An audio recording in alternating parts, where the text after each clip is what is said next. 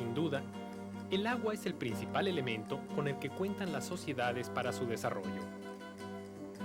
En las grandes ciudades, se ha intensificado el uso del agua en forma tal que aproximadamente el 80% del agua potable que se consume en una casa se convierte en agua residual. Una ciudad de unos 100.000 habitantes genera alrededor de 20 millones de litros de agua contaminada diariamente, que son vertidos en ríos, cuerpos de agua o en el mar. Tal volumen de agua contaminada no puede ser depurada con la velocidad necesaria por los mecanismos naturales presentes en un río o lago. Es por eso que se necesitan plantas de tratamiento que aceleren este proceso antes de devolver esta agua a la naturaleza.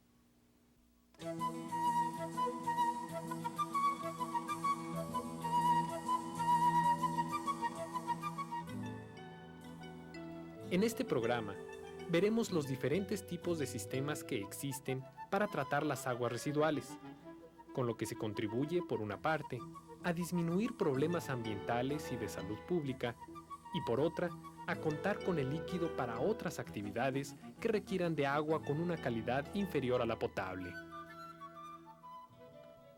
Aquí vemos una planta de tratamiento de aguas residuales.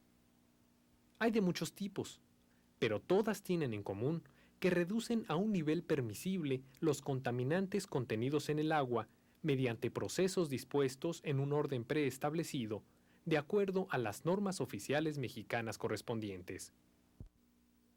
Las aguas residuales, sean domésticas o industriales, contienen sustancias disueltas o en suspensión que pueden ser orgánicas o inorgánicas.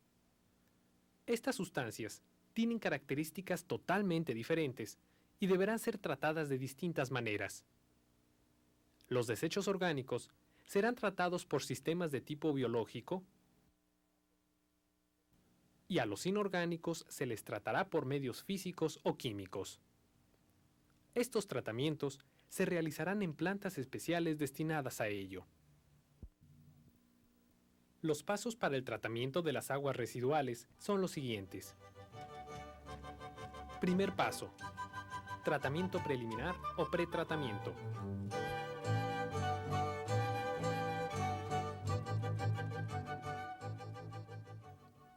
En esta fase inicial, los dispositivos están diseñados para separar los sólidos mayores o flotantes y los sólidos pesados.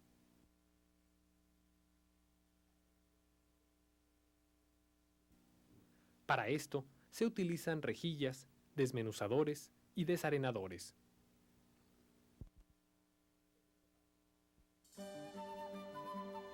Segundo paso: tratamiento primario.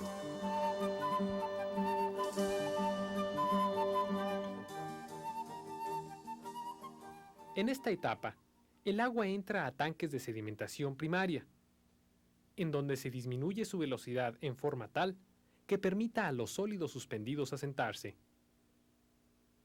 A través de este proceso, se logra separar entre el 50 y el 70% de los sólidos suspendidos y gran parte de las grasas contenidas en el agua. Tercer paso: tratamiento secundario. Este tratamiento se puede llevar a cabo en presencia de oxígeno a través de microorganismos aerobios que transforman la materia orgánica en biomasa y dióxido de carbono,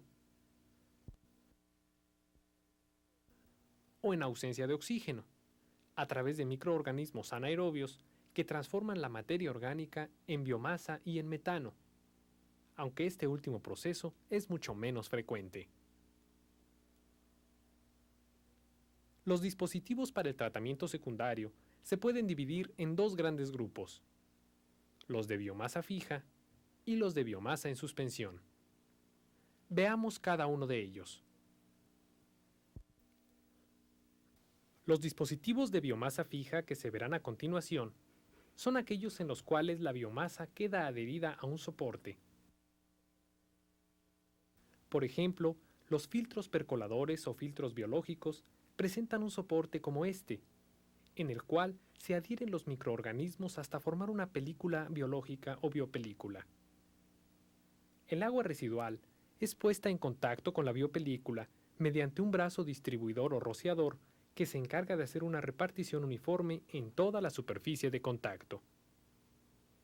El reactor cuenta con estas ventilas, que permiten el paso del aire a lo largo de todo el filtro con el objetivo de suministrar oxígeno a los microorganismos y garantizar que trabajen en fase aerobia. Con el tiempo, la biopelícula engrosa y llega a desprenderse y sale del reactor junto con el agua. Para separar esta biopelícula, el agua pasa a un tanque sedimentador donde es recolectada. Otros reactores de biomasa fija son los discos biológicos rotativos, los cuales presentan soportes de forma circular que giran continuamente y a los cuales se adhiere la biomasa. Observemos que el disco no está sumergido totalmente, sino solo una tercera parte, para que con el movimiento los microorganismos entren en contacto con el agua residual y después reciban el oxígeno necesario para degradar la materia orgánica por vía aerobia.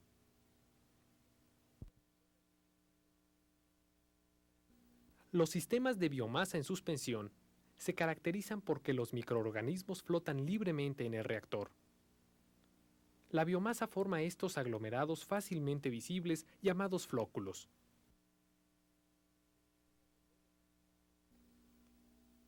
El sistema de lodos activados es un claro ejemplo de biomasa en suspensión, cuyo componente fundamental son estos estanques de aireación en donde se realiza la mezcla de oxígeno, agua residual y microorganismos, la cual es conocida como licor mezclado.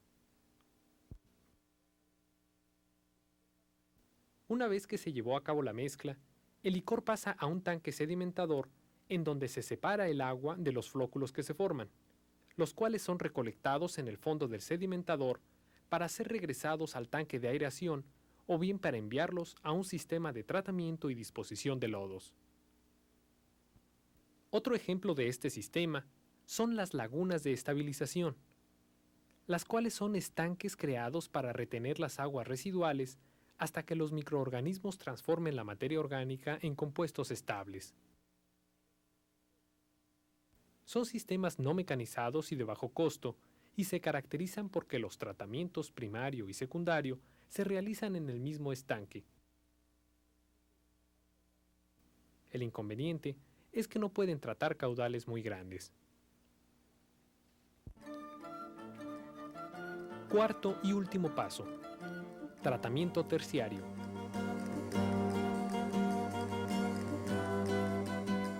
Este paso no es muy realizado en nuestro país y se utiliza para eliminar contaminantes específicos que no pudieron ser removidos durante el tratamiento secundario. Durante este tratamiento se utilizan algunos dispositivos especiales, tales como filtros de arena, carbón activado, ultrafiltración, ósmosis inversa e intercambio iónico.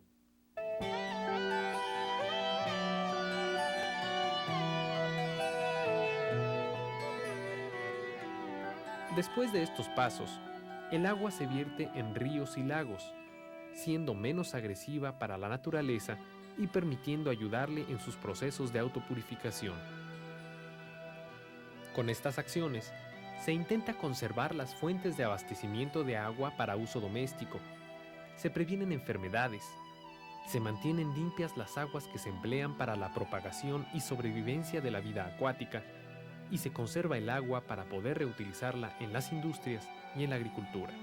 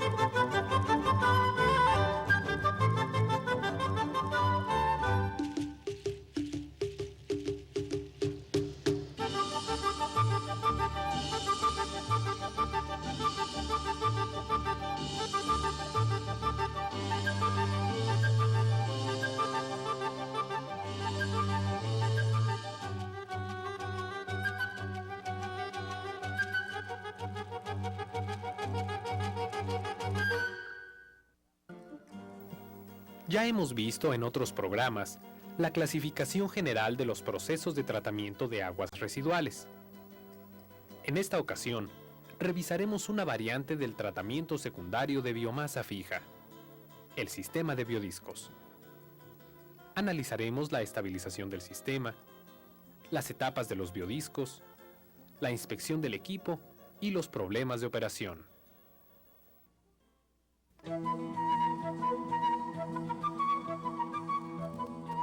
Cuando el agua recorre el mismo camino durante mucho tiempo, los organismos que hay en ella forman en las paredes del lugar por donde pasa una capa biológica llamada zooglea.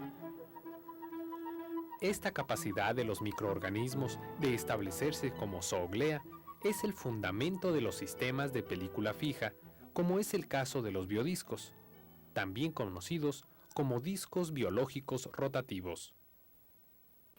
Una planta de biodiscos normalmente consta de 4 fases: pretratamiento, tratamiento primario, tratamiento secundario y desinfección.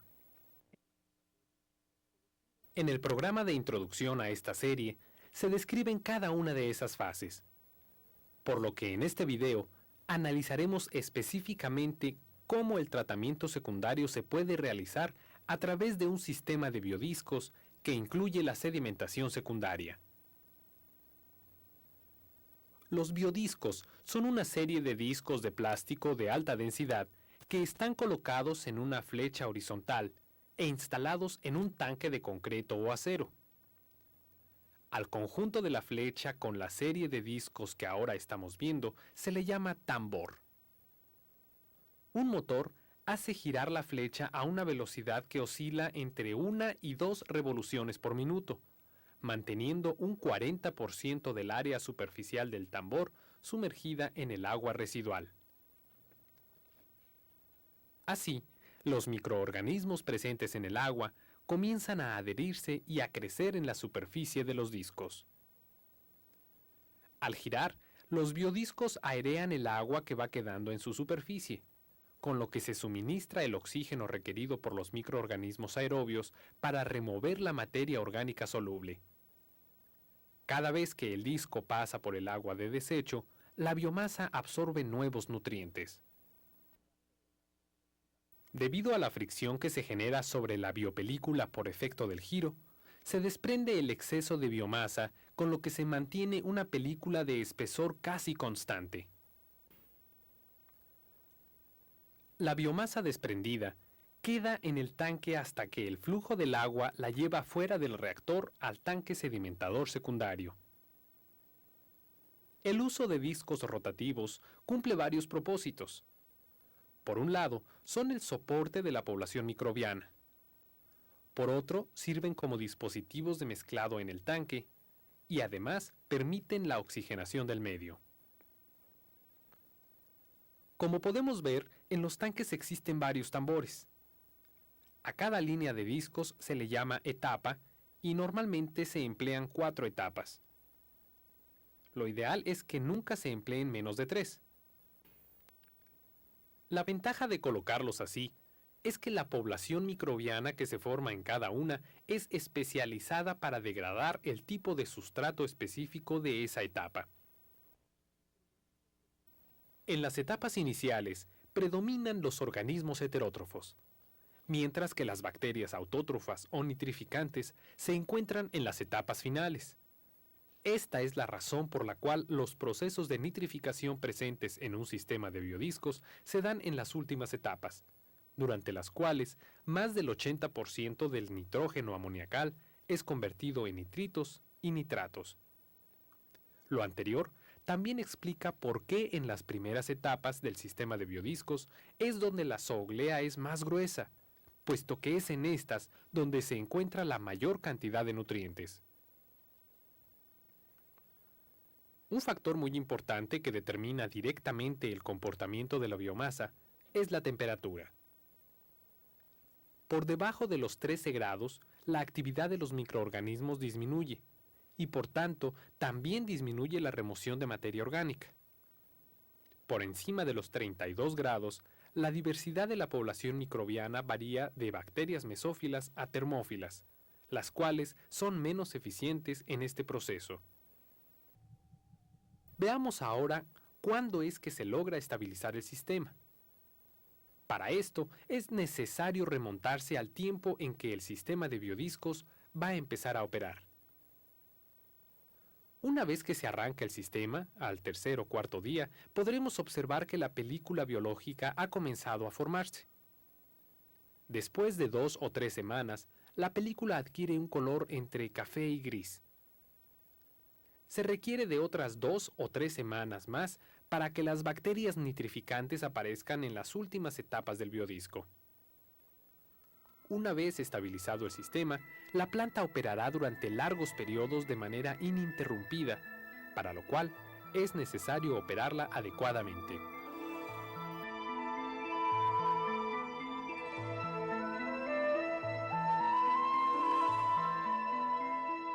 El control del proceso es una parte medular de la operación de la planta. Veamos cuáles son las actividades diarias de control y los parámetros más importantes para controlar un proceso de discos biológicos.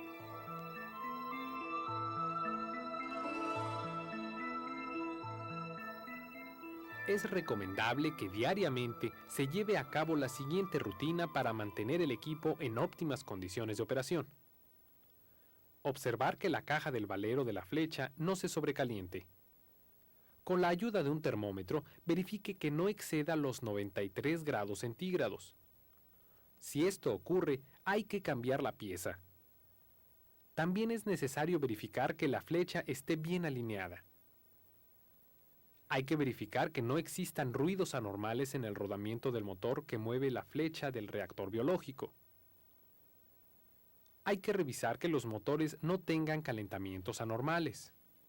Si existen derrames alrededor del sistema motriz y de la flecha principal, hay que revisar los niveles de aceite del reductor de velocidad y del sistema de la cadena motriz. También es importante revisar que no existan daños en los empaques o sellos.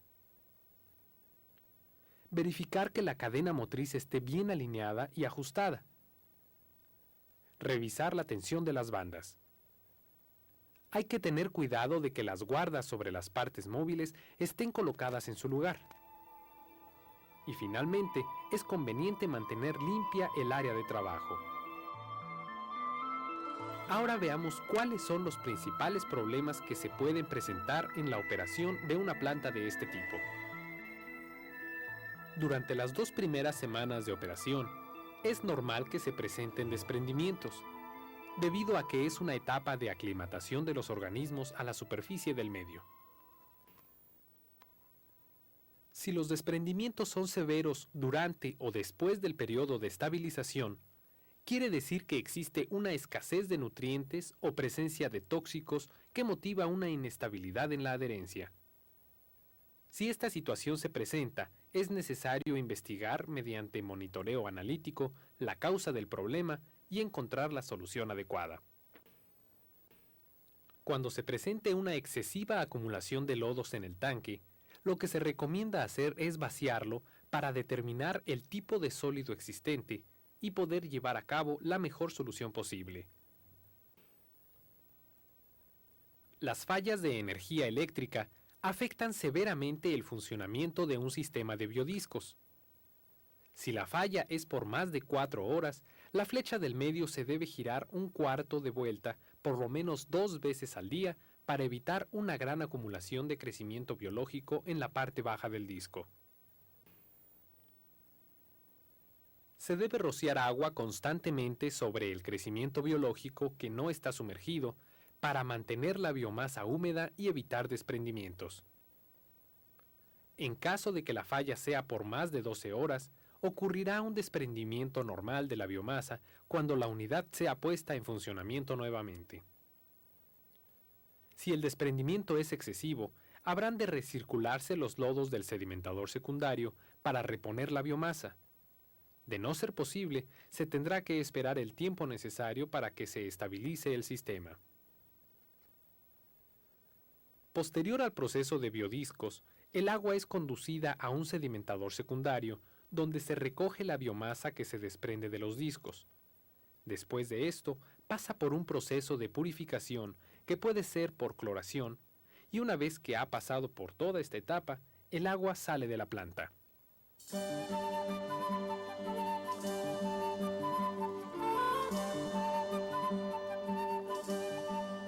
Como hemos visto en este programa, el sistema de biodiscos es una buena alternativa para el tratamiento de aguas residuales, dada su fácil operación, poco mantenimiento, supervisión mínima y bajo consumo de energía. Sin embargo, este sistema presenta la desventaja de que su adquisición implica un costo elevado. En otros videos de esta serie se podrán analizar otros sistemas de tratamiento de aguas residuales, tanto de biomasa fija como de biomasa en suspensión.